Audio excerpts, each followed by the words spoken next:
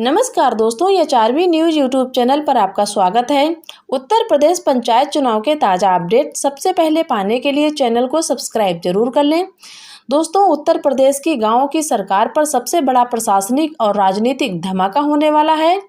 क्या 27% ओबीसी आरक्षण का नया गणित बदलने जा रहा है उत्तर प्रदेश के पंचायत चुनाव की पूरी तस्वीर? आपके ब्लॉक में किसे मिलेगी सीट और किसका कटेगा पत्ता? जानिए योगी सरकार के रैपिड सर्वे, समर्पित पिछड़ा वर्ग आयोग और हाई कोर्ट में फंसे पंचायत चुनाव की इन to in inside story.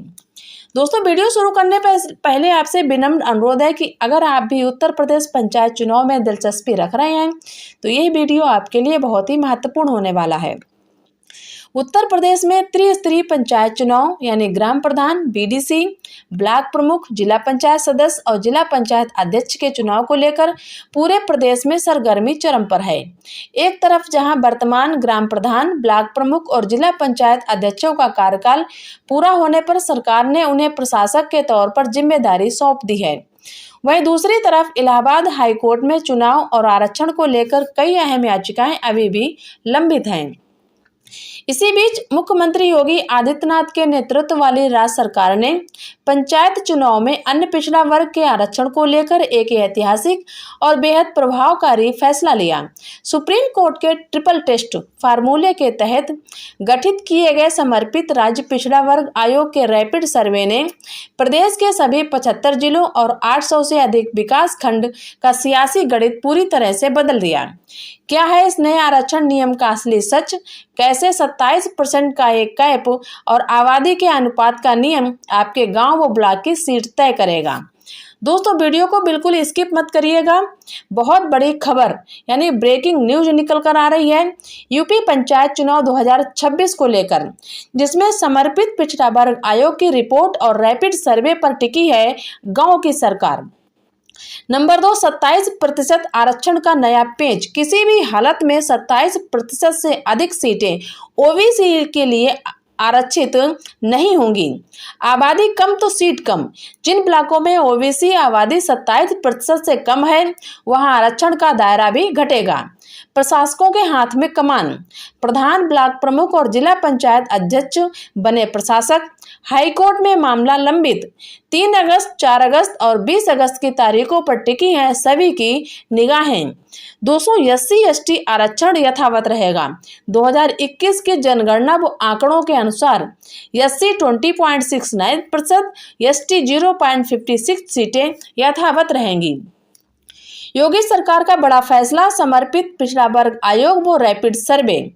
Uttar Pradesh में त्रिस्तरीय पंचायत चुनाव को पारदर्शी और कानूनी झंझटों से मुक्त कराने के लिए योगी आदित्यनाथ कैबिनेट ने उत्तर प्रदेश राज्य स्थानीय ग्रामीण निकाय समर्पित पिछड़ा वर्ग आयोग का गठन किया।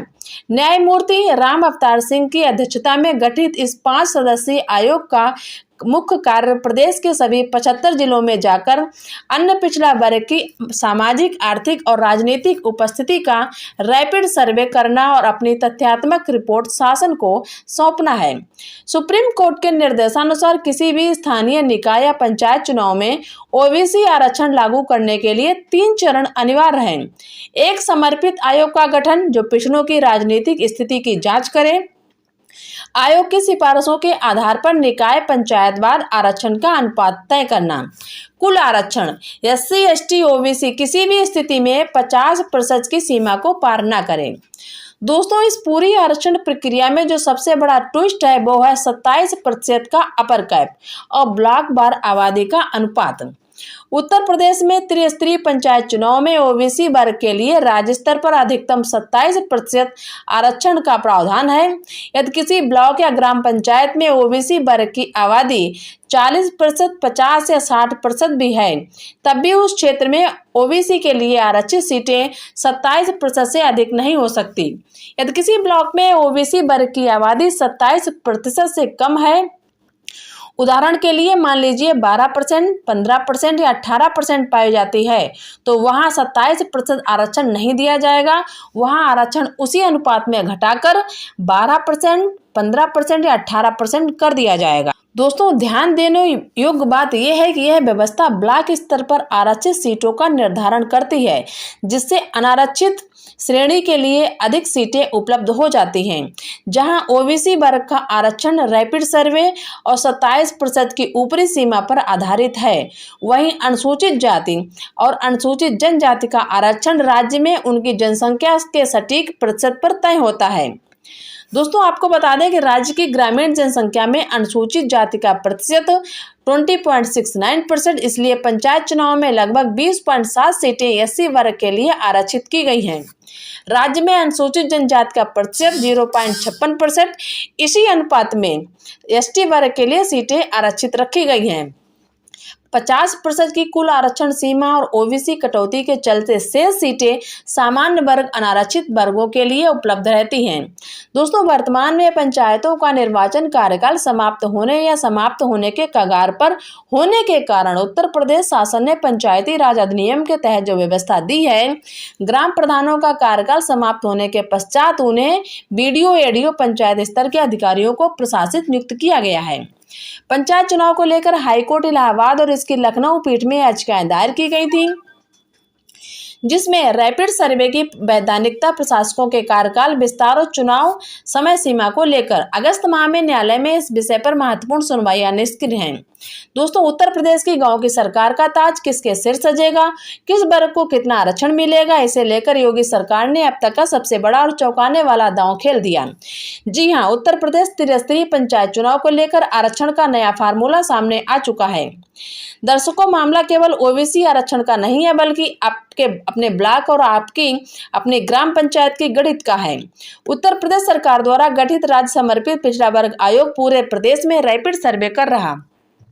नियम यह तय किया गया है कि ओबीसी वर्ग को राज्य स्तर पर अधिकतम 27% ही आरक्षण मिलेगा, लेकिन पेच यह है कि यदि आपके ब्लॉक में ओबीसी आबादी 27% से कम है, मान लीजिए 10% है, 12% है, तो उस ब्लॉक में केवल 10 या 12% सीटें ही ओबीसी के लिए आरक्षित होंगी।